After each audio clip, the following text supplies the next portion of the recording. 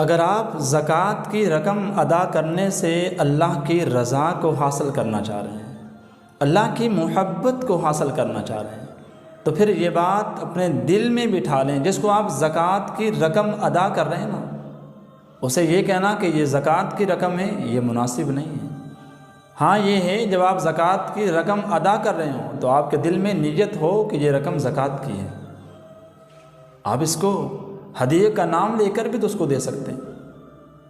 دیکھیں جتنی عزت آپ کو اپنی پیاری ہے، اتنی ہی عزت جس کو آپ زکوٰۃ دے رہے ہیں اسے اپنی پیاری ہے۔ کھانا ہر کوئی چاہتا ہے، لیکن عزت کے ساتھ کھانا چاہتا ہے۔ جینا ہر کوئی چاہتا ہے، لیکن عزت کے ساتھ جینا چاہتا ہے۔ اس لیے جسے آپ زکوٰۃ دیں، ایک تو یہ ہے کہ اللہ کی رضا سمجھ کر دیں، دوسرا یہ ہے اسے یہ کہنا کہ یہ زکوٰۃ کی رقم ہے، یہ مناسب نہیں۔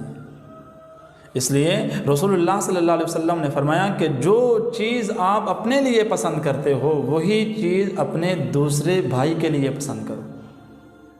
اس لیے زکوٰۃ دینے سے پہلے یہ اصول اپنے ذہن میں بٹھا لیں، اللہ کی رضا تب صحیح معنوں میں حاصل ہوگی۔ زکوٰۃ کے مصارف کون کون سے ہیں؟ مصارف زکوٰۃ 7 ہیں: فقیر، مسکین، عامل، رقاب، غارم، فی سبیل اللہ، ابن السبیل۔ یہ بات بھی ذہن نشین فرما لیں کہ جس کو آپ زکوٰۃ دے رہے ہیں اسے آپ اپنے مال کا مالک بنانا ضروری ہے۔ یعنی کہ آپ فلاں شخص کو زکوٰۃ دے رہے ہیں تو جس کو آپ زکوٰۃ دے رہے ہیں وہ اس مال کا مالک ہے۔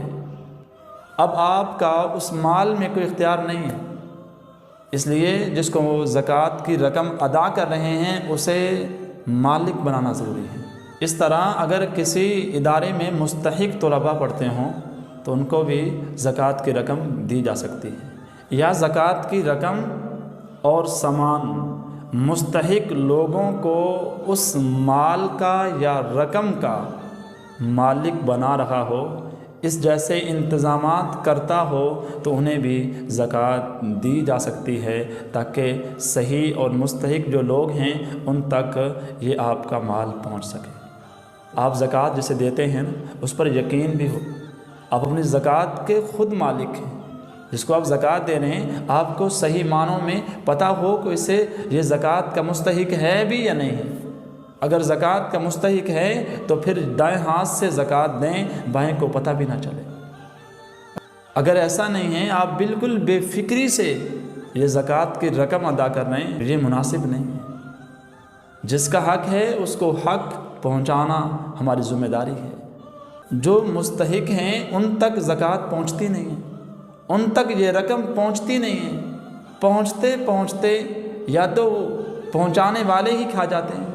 اگر ایسا نہیں ہے تو پھر یہ ہے کہ کچھ روڈوں میں ایسے لفنگے جن کی تجارتیں بھی چل رہی ہوتی ہیں، لیکن وہ آپ اپنی زکوٰۃ کے خود ذمہ دار ہیں، آپ خود نہیں دے سکتے، تو پھر کسی ایسے ذمہ دار انسان کے حوالے زکوٰۃ کی رقم کریں جو مستحق لوگوں تک یہ رقم پہنچا دے، اور اللہ کا شکر ادا کیا کریں۔ اللہ تعالیٰ نے آپ کو زکوٰۃ دینے والا ہاتھ دیا ہے، اللہ نے آپ کا ہاتھ یہاں رکھا ہے، اللہ نے یہاں نہیں رکھا۔